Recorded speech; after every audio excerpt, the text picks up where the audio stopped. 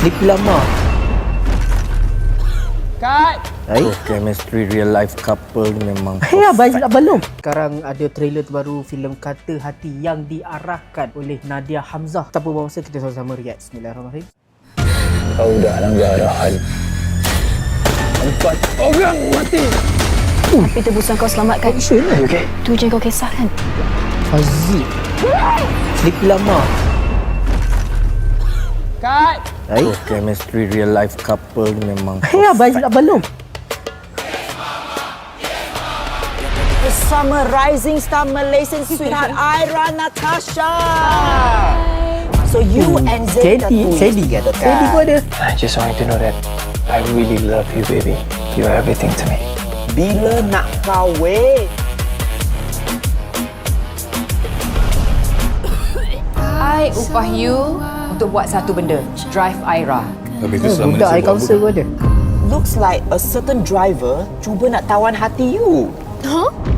Tapi macam mana selebriti paling hot dekat Malaysia ni boleh keluar dengan loser macam kau, Im? Hubungan Aira dan Zain diganggu pihak ketiga. Apa cerita ni, Maya? He's just a driver. Syaliah. I tak nak apa-apa Basyam skandal dia. lagi dah lepas ni. Sandal macam mana tu, Kak? Ingat ni bodoh. Ingat yang tak tahu semua benda tu. Wih, macam style, macam best lah. You gila kan nak skandal dengan mamak bawa itik? Macam rom-com yang dah lama kita dah Kalau dapat. I nak jadi driver Aira Natasha. Baby, I tahu I banyak buat hal selama ni. Sampai satu tahap, I terlupa yang betapa bertuahnya I ni. Because I have you.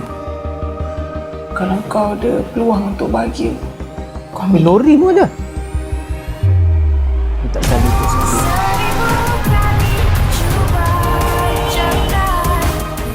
Wih, mesti sedih kan.